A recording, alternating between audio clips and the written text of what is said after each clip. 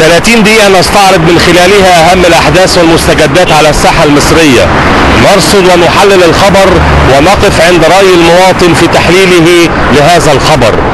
ننقل رأي الشارع في الأحداث والمستجدات إقليميا ومحليا، ونتابع المشهد السياسي في الشارع المصري. بعد أن توقفت الاشتباكات واستقرت التهدئة وباشرت جهود الوساطة مساعي الصلح بين قبيلتي الهلالية والدابودية بأسوان، وعقب مفاوضات منفصلة مع ممثلي الطرفين، استمع فضيلة الإمام الأكبر الدكتور أحمد الطيب شيخ الأزهر إلى قيادات النوبة وممثلي قبائل الدابودية للتعرف على جهودهم نحو التهدئة الكاملة، والتي تأتي في إطار جهود شيخ الأزهر لتهدئة الأوضاع بأسوان بين قبيلتي بني هلال والدابودية اللذين نشب نزاع مسلح بينهما منذ عدة أيام أسفر عن سقوط عشرات القتلى والمصابين. وأكد شيخ الأزهر التزام الطرفين بالتوصل إلى التهدئة الكاملة ونزع فتيل الأزمة بينهم، فيما حصل شيخ الأزهر على عهد من الطرف النوبي بالالتزام الكامل بالتهدئة المقررة والهدنة حتى ولو حدثت أي خروقات، كما تقرر تشكيل لجنة بإدارة رئيس جامعة أسوان لإتمام المصالحة الشاملة بين الطرفين، معلنان الطرفان التزامهما الكامل بما تتوصل إليه اللجنة من نتائج. وفي سياق متصل انتظمت الدراسة هذا الأسبوع بعدد من المدارس بمحافظة أسوان بعد توقفها قرابة أسبوع على خلفية أعمال العنف بمنطقة السيل الريفي، حيث تجاوز حضور الطلاب نسبة 60% وسط تأمين من قوات الشرطة والجيش. أكد اللواء محمد إبراهيم وزير الداخلية أن محور التدريب هو الركيزة الأساسية التي توليها الوزارة اهتماما خاصا، وذلك لضمان فعالية منظومة الأمن بالبلاد. وأضاف أن تطوير وتحديث أطر التدريب ضرورة حتمية لمواجهة الأعمال الإجرامية التي باتت تتسم بالعنف أكثر من أي وقت مضى. جاء ذلك في الكلمة التي وجهها وزير الداخلية للضباط والأفراد المتدربين خلال تفقده للفرقة التدريبية المتقدمة بقطاع سلام عبد الرؤوف للعمليات الخاصة. وأكد الوزير أن الدولة لا تألو جهدا في تقديم كافة أوجه الدعم وتطوير منظومة التدريب وصقل مهارات رجال الشرطة بأحدث الأساليب، وذلك لمواجهة التحديات التي تشهدها مصر في المرحلة الراهنة. أكدت وزيرة الإعلام الدكتورة درية شرف الدين أن الاحتفال بتوزيع جوائز مصطفى وعلي أمين يرسخ قيمة الفكر والتفوق والمعالجة المتميزة لقضايا الوطن من خلال الصحافة الورقية والإلكترونية، وتؤكد هذه الاحتفالية أيضا على قيمة تواصل الأجيال في حياة الأوطان. وأعربت وزيرة الإعلام عن سعادتها لتواجدها في هذا الحفل الذي يواكب مرور 100 عام على ميلاد مصطفى وعلي أمين، الظاهرة الصحفية والسياسية التي ينظر أن تتكرر، والمدرسة التي أحدثت تحولا في مهنة الصحافة، ثم انطلق خريجوها إلى الصحافة المصرية والعربية. في نهاية الاحتفال وجهت وزيرة الإعلام الشكر لمؤسسة أخبار اليوم وهنأت الفائزين ولجنة التحكيم وكبار الكتاب على ما بذلوه من جهد في ظل الظروف الصعبة التي يواجهها الوطن، وكل التقدير والاحترام لمن بذلوا أرواحهم رخيصة من أجل إعلاء كلمة الحق والحقيقة. ووجهت وزيرة الإعلام التحية لأرواح جنود الجيش والشرطة وأرواح الصحفيين الشهداء. عقد الدكتور مصطفى مدبولي وزير الإسكان والمرافق والمجتمعات العمرانية يرافقه محافظ الإسكندرية اللواء طارق مهدي السبت الماضي مشروع الجيش والشعب للإسكان الاجتماعي بمدينة برج العرب، والذي يعمل على إنشاء 258 عمارة سكنية بإجمالي 6000 وحدة سكنية كمرحلة أولى. ويشمل المشروع مركز اطفاء حريق ومركز شرطيا و3 مساجد ومدرسة تعليم اساسي وحضانتي اطفال، بالاضافة الى سوقين تجاريين ومكتب بريد ومخبزا. واكد وزير الاسكان والمرافق والمجتمعات العمرانية خلال جولته التفقدية بالمشروع على انه سيتم طرح الوحدات بدءا من 15 من الشهر القادم، مشيرا الى انها ستكون فرصة للجميع لمعرفة مميزات هذه المدينة ومعرفة من له الحق في التقديم والشروط لها. كما اشار الوزير الى انشاء 166 عمارة سكنية باجمالي 4000 وحدة سكنية كمرحلة ثانية، مؤكدا في الوقت ذاته على ضرورة تسليم تلك الوحدات لأي مواطن، بشرط أن يكون حاصلا على مفردات عمل حكومي أو خاص من أي مكتب محاسبة، مضيفا بوجود تسهيلات في السداد لمساعدة الشباب في الحصول على الوحدة التي يرغبون بها. افتتح الدكتور محمد صابر عرب وزير الثقافة أعمال التطوير والترميم بقصر ثقافة الشطبي بالاسكندرية، والمغلق من حوالي 20 عاما بتكلفة بلغت 9 ملايين جنيه. ورافق الوزير محافظ الاسكندرية اللواء طارق مهدي والشاعر سعد عبد الرحمن رئيس الهيئة العامة لقصور الثقافة.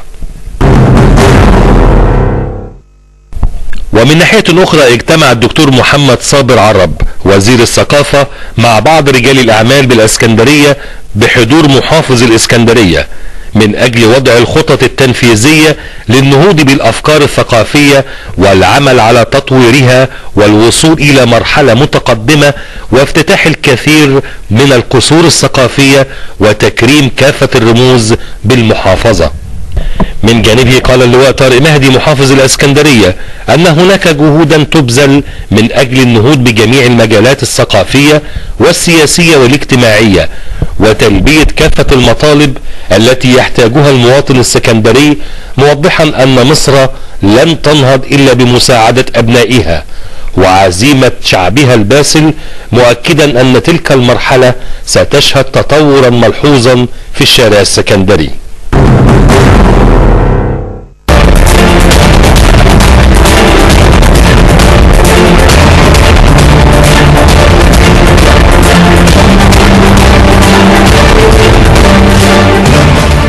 بتنظم جامعة الاسكندرية إدارة رعاية الشباب واتحاد الطلاب بجامعة الاسكندرية بعض المعارض والفنون التشكيلية. أيضا كلية الفنون الجميلة جامعة الاسكندرية نظمت اليوم بالتعاون مع الجانب الفرنسي بعض الأنشطة الفنية داخل الجامعة. الدكتور هشام سعودي عميد كلية الفنون الجميلة النهاردة بتكلمني على الأنشطة اللي تمت النهاردة سواء كانت في إدارة رعاية الشباب أو في كلية الفنون الجميلة. طبعا الأول صباح الخير عليكم، يعني صباح الخير على كل المشاهدين تلفزيون اسكندريه اللي دايما بنفخر بيه يعني في وجودنا معاه. انا عايز اقول ان من امبارح مش هتكلم عن النهارده بعد اذنك يا ناصر، لان من امبارح طبعا كان في يعني حزمه انشطه على مستوى جامعه اسكندريه مرتبطه بالاحتفالات الجامعات المصريه كلها بعيد تحرير سيناء، وطبعا ده شيء فخر لينا كلنا ان يكون ده بيتعمل في جامعه اسكندريه وفي حضور اعضاء التدريس وفي حضور الطلاب، وكان في مسيره تبدا نهارا ثم انشطه رياضيه على مدار يوم على مستوى الجامعه، ثم عرض ختامي في مكتبه اسكندريه فني كان رائع بجهد الطلبه اللي موجودين وفريق كورال الجامعه، منتخب الجامعه لفريق كورال، فحقيقي كان يوم رائع من ضمن الايام اللي هي يعني تتحسب للمصريين في مستقبلهم اللي جاي ان شاء الله. طبعا الاداره العامه لرعايه الشباب في الجامعه الاسكندريه على مستوى الانشطه كلها مش بس النشاط الفني او الثقافي، الا ان النهارده هو يوم النشاط الفني والثقافي، افتتاح المعرض الجامع اللي هو بيبقى لكل طلبه الجامعه اللي هم بيستعرضوا امكانياتهم الفنيه في كل مجالات الفنون البصريه، سواء هي اعمال تصوير او اعمال باستيل او اعمال نحتيه او اعمال زخرفيه او اعمال اشغال يدويه، وده بيكون نشاط على مستوى رعايه الشباب، الاداره العامه لرعايه الشباب على مستوى الجامعه. طبعا باستعراض الاعمال اللي متقدمه، وبرده في تصوير فوتوغرافي، فاستعراض الاعمال المتقدمه بنجد ان هناك لدى طلاب جامعه اسكندريه قدرات ابداعيه عاليه جدا، امكانياتهم في كل المجالات اللي موجوده واللي ممكن بالتاكيد الكاميرا بتاعتك هتوريها للمشاهدين. خلينا ان احنا عايزين نخلق من هذه الكوادر الفنيه التي هذه القيمه وقادره على انها تعطي ده، بخلاف طبعا الكليات التخصصيه، لان انا مش عايز اتكلم على كليات الفنون او كليه التربيه النوعيه ككليات تخصصيه، لانها الطالب بيدرس الفنون التشكيليه والفنون البصريه، الا ان نلاقي طلبه في كليات الحقوق والمجمع النظري بالكامل والاداب والتجاره والعلوم والنزعه الفنيه، فتلاقي هنا القيمه الحقيقيه اللي الدور اللي بيبقى في البوتقه بتاعت رعايه شباب الجامعه، ان هو بيقدروا يكتشفوا هذه القدرات وهذه المواهب وبيدعموها على اساس انها تستشعر بقيمه ان هم يقوموا بده. اي نعم محتاج جهد اكتر مننا اكتر، واحنا دايما طموحين لده ان شاء الله. دكتور هشام سعودي، حدثني عن يوم السبت القادم وما تقوم به كليه فنون جميله من بعض الانشطه، ايضا في استضافه بعض رموز الفن او في اقامه بعض الندوات الفنيه والشعريه. والله واحنا يعني احنا كان عندنا خلال الفتره اللي فاتت مجموعه من الانشطه على مستوى الكليه بالنسبه للمعارض الفنيه.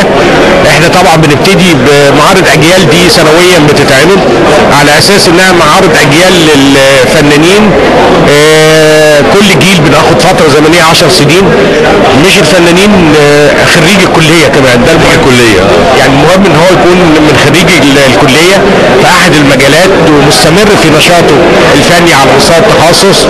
وبنعمل المعارض دي بحيث ان احنا يبقى بنزيد صله التقارب ما بيننا وما بين خريجينا، بخلاف المعارض الخاصه باعضاء التدريس دي بتتعمل لوحدها على اساس ان احنا ما يبقاش في خلط، او بمشاركه بعضهم مع زمايلهم من نفس الدفعات بالنسبه لمعارض الاجيال. عندنا ان شاء الله يوم السبت معرض الجيل، احنا بننهي فجيل 2000 دول بقى اللي هم الجيل الجديد يعني نعتبر، فمن الاستعراض حتى الحاجات اللي موجوده بنجد ان في افكار جديده جدا بالنسبه لهم، وقادرين ان شاء الله ان هم ياخدوا يعني يتبوأوا قيمه في مجال الفنون التشكيليه بوجه عام. اما علاقات الكليه الخارجيه فده موضوع مهم، لان احنا الكليه في اطار مفهوم الاتصالات الخارجيه والعلاقات الدوليه.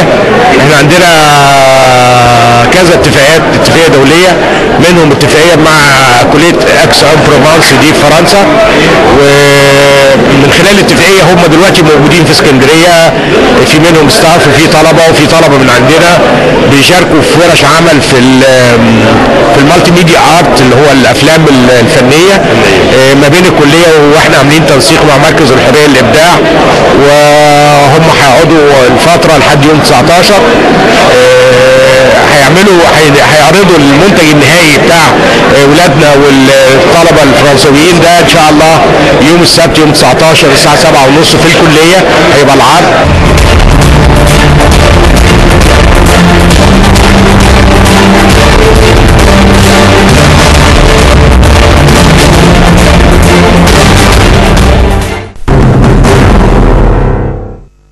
تواصل قوات حرس الحدود نشاطها المكثف للتصدي لأعمال التهريب ومطاردة العناصر الإجرامية التي تستهدف المساس بالأمن القومي على كافة الاتجاهات الاستراتيجية. وتمكنت عناصر حرس الحدود بالجيش الثاني الميداني من اكتشاف وتدمير 25 نفق بمدينة رفح، ليصبح إجمالي ما تم تدميره حتى الآن بالتعاون مع الهيئة الهندسية 1509 أنفاق، كما تم ضبط 4 متسللين عبر الحدود، من بينهم 3 فلسطينيين ومصري. عثر وضبط 3 سيارات في المنطقة المتاخمة للشريط الحدودي محملة بكميات كبيرة من قطع غيار السيارات والدراجات النارية المعدة للتهريب عبر الأنفاق. كما تم ضبط 5 سيارات بدون لوحات معدنية بمدينة رفح من المشتبه أن تكون مسروقة لاستخدامها في استهداف المواقع الأمنية والمنشآت الحيوية بشمال سيناء. أما في جنوب مصر، ألقت عناصر حرس الحدود بالمنطقة الجنوبية العسكرية القبض على 2 من المهربين أثناء قيامهما بإضرام النيران في سيارة ربع نقل محملة بكمية كبيرة من الأسلحة والذخائر والمواد المخدرة. كما تم إلقاء القبض على أحد العناصر الإجرامية وبحوزته لودر و7 أجهزة للبحث والتنقيب عن معدن الذهب بمنطقة وادي العلاقي، والقبض أيضا على 5 متسللين من دولة إثيوبيا أثناء محاولتهم التسلل من الأراضي السودانية إلى مصر باستخدام سيارة ربع نقل بالقرب من منطقة شلاتين. وفي إطار حرص محافظة الإسكندرية على فرض هيبة الدولة وإعادة الانضباط للشارع السكندري، قام محافظ الإسكندرية بجولة ميدانية بميدان محطة مصر رافقه فيها المسؤولين التنفيذيين بالمحافظة ومعاينة الموضع على الطبيعة وتنفيذا لحملات الإزالة لكل ما هو أسفل الرصيف وتقليل مساحات العرض للباعة. أسفرت الجولة عن إزالة عدد من الأماكن للباعة الجائلين الذين افترشوا الطرق بعد تحديد أماكن بديلة لنقلهم. وواصل محافظ الإسكندرية جولته التفقدية بشارع النبي دانيال، وتم التنبيه على جميع المحلات بعدم عرض بضائعهم خارج المحلات، مطالبا بإزالة كل من قام بعرض بضاعته أسفل الطريق. وتفقد المحافظ شارع سعد زغلول وأمر بإزالة كل المعروضات أسفل الرصيف وفتح الطريق للمرور وللمشاة. في نهاية الجولة شدد محافظ الإسكندرية على اتخاذ قرارات رادعة بخصوص تعطيل المرور نتيجة انتظار بعض السيارات أمام بعض المطاعم بما يخالف الوقوف أو الوقوف صف ثاني أو الوقوف العمودي على رصيف المرة. أكد اللواء طارق مهدي محافظ الإسكندرية على ضرورة أن ينعم الأطفال الأيتام بحياة طبيعية، رافضا في الوقت ذاته أن يصف هؤلاء الأطفال بالأيتام لأنهم أبناء مصر وجميع المصريين. جاء ذلك خلال مشاركة محافظ الإسكندرية في الاحتفال الذي أقيم بمناسبة شم النسيم بحديقة أنتونيادس لعدد من الأطفال من بينهم 30 طفلا من الأطفال الأيتام. وتضمن الاحتفال تقديم فقرات فنية متنوعة للأطفال وتم توزيع الهدايا المختلفة على الأطفال لإسعادهم. ومن ناحية أخرى أقامت مديرية أمن الإسكندرية برئاسة اللواء أمين عز الدين مدير الأمن احتفالا بيوم اليتيم العالمي في مركز الشباب بالشلالات ونادي الاتحاد السكندري بحضور بعض القيادات الأمنية بالإسكندرية وممثلين عن الجمعيات الخيرية. وحضر الاحتفال 450 طفلا من الأيتام وذوي الاحتياجات الخاصة.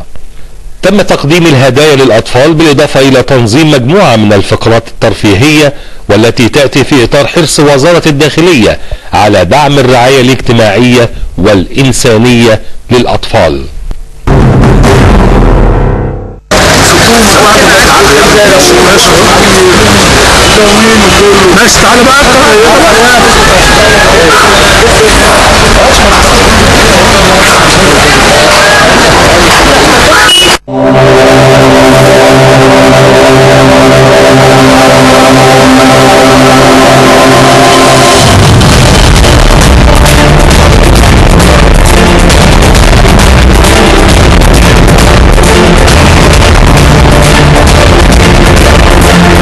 مفيش حد من اصحاب المحلات معترض على اي حاجه احنا بنعملها.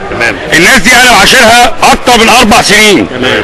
الناس كلها ناس محترمه. المشكله بتيجي من صاحب محل اللي بينزل شغله تحت رصيف، يجي اللي جنب منه عشان فرشه بيجي يفرد، والفريشه بيتدخلوا. انا بلغت جميع اصحاب المحلات ان ما ينفعش وجود حريق في الشارع وعربيه المطافي وصالات الاسعاف ما تعرفش تخش مكان البلاغ. دي حاجه ما حدش يقبلها. كل اصحاب المحلات انا عودت عليهم فرد تمام وجميعهم مرتضين للي احنا جينا بنتكلم فيه. بس في حاجه بقى لحظه واحده اذا كان في شيء من التعدي على دي انا بعتبر الشارع ده حرمه، ليه حرمه؟ اكيد تمام؟ طبعا حرمه. الرصيف نفسه ليه حرمه للمشاة، محدش اعترض. تمام. وانا بقول لحضرتك وسعادتك المواطن له استحسان من الحمله، استحسان لهذا الوضع، واحنا متقبلين، وهيتم المرور على جميع الاسواق بصفه يوميه، محدش هيزعج. اي محل مش هيلتزم باللي احنا كنا فيه النهارده والوضع ده، وحضرتك صورت قبل وهتصور بعد، الوضع ده هيستمر، لان ما حدش يقبل ان صارت اسعاف او عربيه مطافي ما تقدرش تخش المكان بلاغ تنقذ ناس، ما حدش يقبل. لو حد من الموجودين يقبل هذا الوضع يجي هنا يتكلم. العملية لازم تتساوى، يعني برضو ايه، ما توقفش حال الناس عشان الازالة او كده، لازم يترتبوها ويلتزموا بالظبط. هو ده اهم حاجة بالنسبة للحتت دي، لان دول كلهم ناس محترمة وبياكلوا عيش وبتاع، بس يعني يلتزم فوق الرصيف بحيث انه يعني تعدي المشايعات دول. بالظبط. انت حضرتك كمواطن رأي حضرتك ايه؟ رأيي اللي بيحصل صح يعني.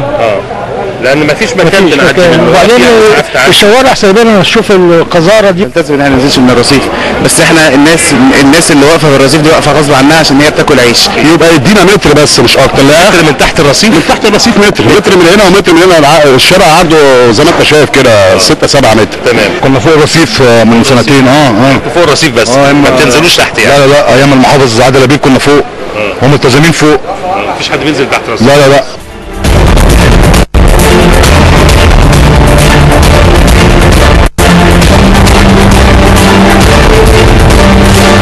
العميد محسن ابراهيم، يعني انا بتكلم على اصحاب المحلات، هناك التزام امام محلاتهم، هناك التزام بعدم نزول من الرصيف، لكن هناك في بعض فريشه برضو يعني بيقول ان هو بيرزق. طب هو هيقف فين؟ هل هيقف قدام المحل وصاحب المحل مش هيرتضي بهذا؟ المواطن العادي النهارده في الاسواق ارتضى بهذه الحمله ولقت استحسان، لكن ايه الموقف مع اصحاب المحلات، مع الفريشه، مع المواطن نفسه؟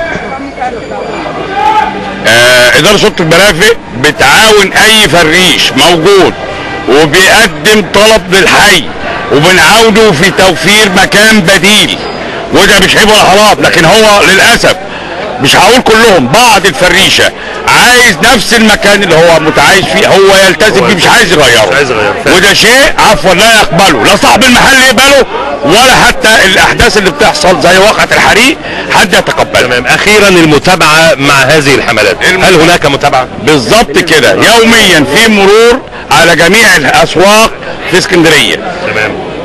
في عندنا اسواق عشوائية، مثال اسكندر ابراهيم، احنا في اسواق في سوق عشوائي نهايه اسكندر ابراهيم بنتابعه، وده بتكون كل يوم جمعه. عندنا سوق عشوائي على ترام سيدي بشر بنتابعه وبتتم الازاله يوميا. انا شايف المرور ماشي في الشارع. في حاجه بقى انا هوري حضرتك دلوقتي السيوله المروريه داخل الشارع. المرور ماشي في الشارع شويه. اتجاه الشارع هيتم والعربيات هتتم. تمام. ولو حصل توقف لحاله المرور عفوا هيتم تنفيذ قواعد المعاق بالغل لمده 15 يوم كبدايه، عقب ذلك لمده شهر. بالنسبه بقى للغلق حضرتك، هم جابوا لنا غلق امبارح عشان الكمامه، قال لك روح اتعاقد مع شركه. رحنا امبارح الشركه قالوا عايزين قالوا عايزين 1500 جنيه في ال3 اشهر، وهنجيلكم يوم الاثنين والخميس ناخد نص برميل بس. قلنا لهم طب بقيه الاسبوع، قالوا مش شغلنا. اتفضل يا فندم. انا بنفسي هعرض هذه الموضوع على السيد المحافظ، والمبلغ لو سمحت اتفضل يا فندم، والمبلغ اللي ذكر لك مغالى فيه، وانا بقول لك مغالى فيه، ده في حاجه وانا هراجع هذا يومين في الاسبوع. تمام. انا هراجع هذا الموضوع مع السيد المحافظ. حاضر. تمام. هنراجع الشركه. حاضر. وطالما انت واحد متقدم وعايز تنفذ هذا الكلام طبعا، امال احنا بنشكرك على هذا.